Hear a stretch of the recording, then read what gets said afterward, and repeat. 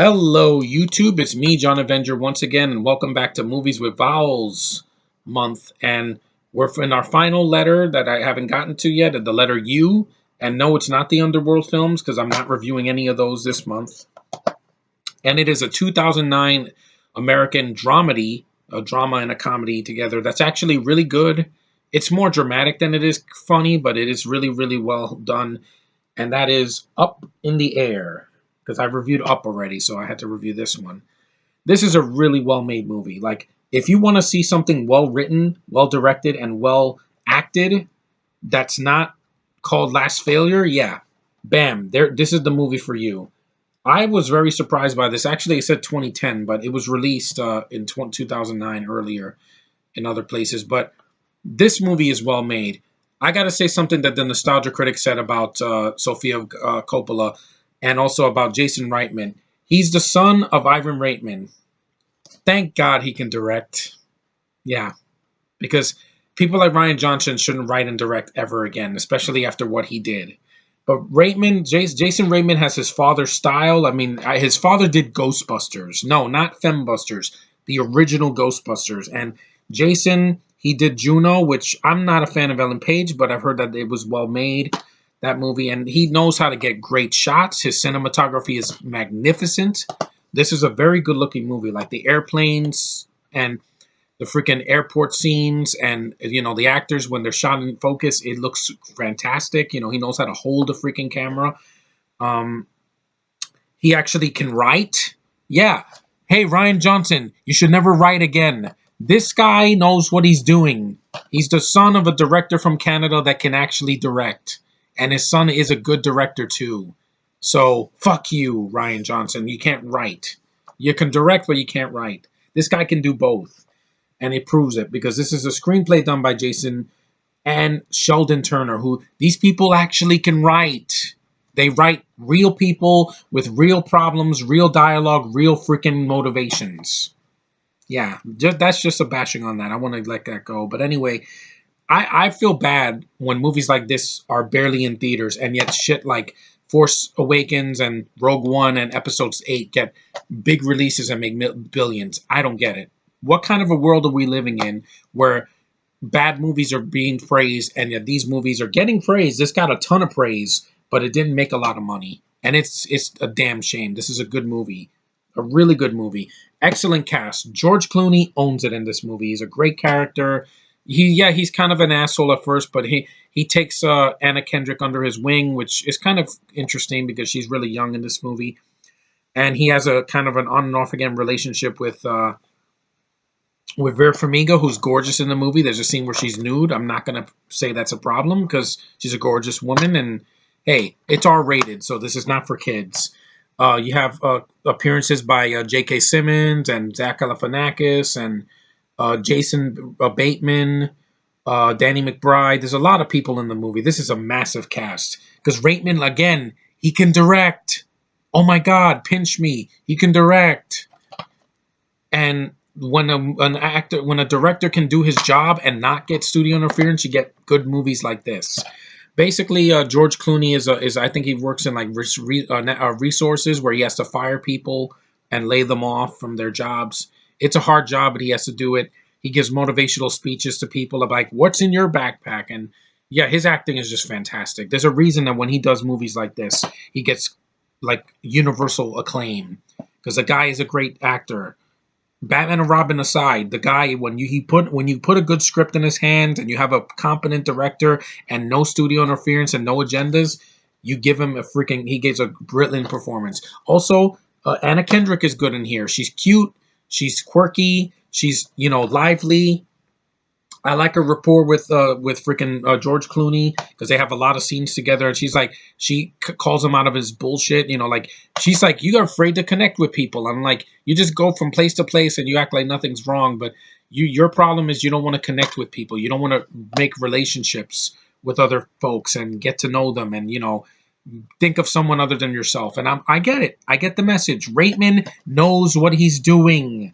I keep saying, Hollywood directors, get people that can actually direct, that can take a great cast and make the most of their abilities, instead of casting these rejects from the UK that can't hold a candle to people from the U.S. I'm sorry. That's how I feel. Raymond's from Canada, and yet him and Ray and his father directed American actors and Canadian actors that actually can perform and keep me invested and not make me go, oh, Felicity Jones, oh, freaking Daisy Ridley, Amelia Clark in the next movie. No, this movie is not boring. It's 109 minutes. It's under 2 hours. It's to the point. It doesn't feel that long. It's well written. It's well directed. It's got a great cast. It's got a great premise. Let me read the back quickly. Ryan Bingham, that's George Clooney, is truly living the high life. Flying all over the world on business, he never stops moving until he meets Alex, a fellow passenger, and learns that life isn't about the journey, but the connections we make along the way. See, it's about connecting with people. Acclaimed by critics and audiences everywhere, yes, it deserves the acclaim. Up in the Air is light and dark, hilarious and tragic, bouncy and brainy, romantic and real. Yeah, and it feels like these people actually exist because it's based on a novel by Walter Kern. And I like these people.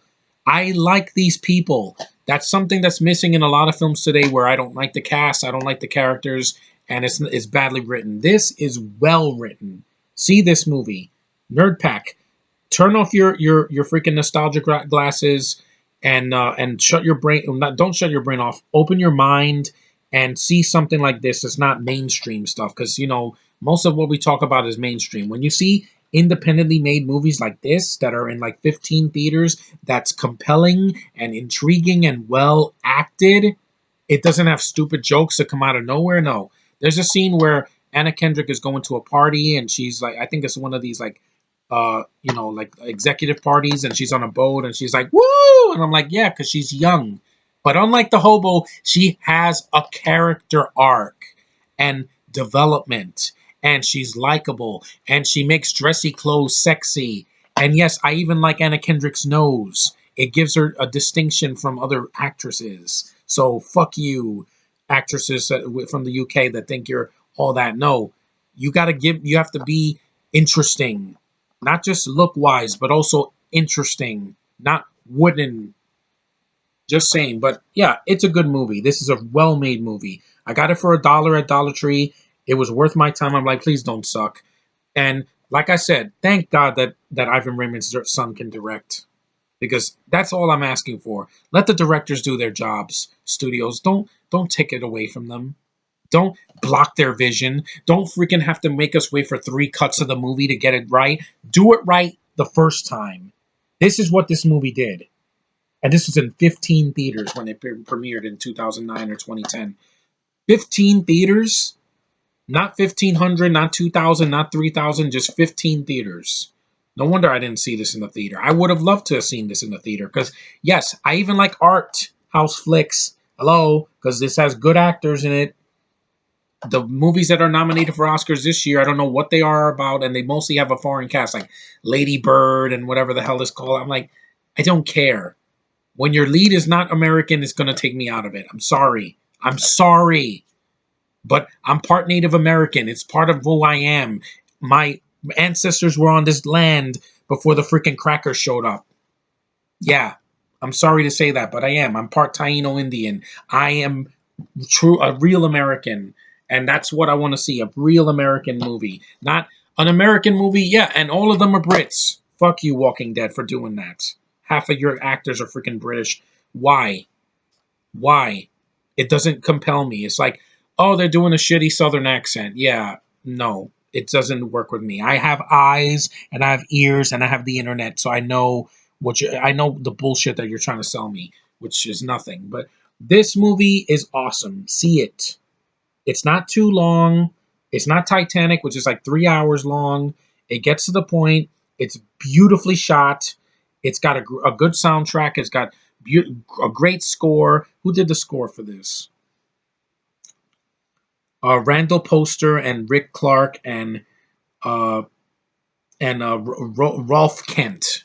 Yeah, they did a good job. Like this is what a movie should look like. And this doesn't have bullshit CGI. It doesn't have freaking it doesn't have bad editing. It's well edited. It's well paced. It's well made. Problems? Well, Vera Farmiga's barely in the movie. She's on the front, but she's not the lead of the movie. It's George Clooney and Anna Kendrick, and she got an Oscar for this, an Oscar nomination. If that doesn't prove that beautiful big nose voice of the troll from Poppy from Trolls, if that doesn't make her legit, I don't know what does. Okay, Your Precious Hobo will never get an Oscar because she can't act. Felicity Jones got one; she didn't deserve it. Emilia Clarke, she looks like she's 12 years old. Sorry, Game of Thrones fans. Anna Kendrick is better than all of those, but she's proven herself, and even when she does a bad movie, she's still trying. She was in Twilight, and yet you see her in this, and I'm like, oh my god, she can act, and she has good writing behind her and a good director. Yeah, and no agendas. It's not like she takes the movie from George Clooney. No, she's good in the film, and she gives George his time to shine because he's a great actor, and this movie proves it. See this movie. Up in the air, it is up in the air. These new movies, they crash down into the ground. But these films like this are what's going to hold up. And check IMDb. This has a huge rating on IMDb. So, in case you don't believe me that this is a well-made movie. Because Raitman's son can direct and write. And it's proof in the pudding. There you go. And I didn't say much about the plot, but if you want to see it for yourself. I cut myself shaving, so that's a little cut on my neck. On my chin right there, but this is a well-made film. I miss movies that aren't 3 hours long or an agenda film. Just saying. But anyway, this is a good movie, and if you have not seen it, what are you waiting for? You can find it anywhere online to watch. Watch it on cable, stream it, just watch it. This is recommended, especially since it's Oscar season, and these are the kind of movies that I want to back up. This and 127 Hours, Singing in the Rain, Wizard of Oz, the original Star Wars, good movies. Long live good movies. I'm going to say that every single time this year, at the end, at least once a month. Long live good movies like this. End of story. Okay, guys, that's my review of Up in the Air. I got through all 5 letters of all the 5 vowels, A, E, I, O, U. Now I'm going to continue at random, but yeah. This movie is good. I don't know why I didn't see this in theaters. I should have. I really should have. It's a shame. It's in 15 theaters, and yet these pieces of garbage commercial films from Disney and Lucasfilm and so on and so forth, and Transformers gets a freaking big release. I don't get it. I don't get it. Maybe I actually want to see art and not trash. Just saying. But anyway, thanks for watching. Take care. See you in the next video. See ya. Long live good movies. Forever. Later.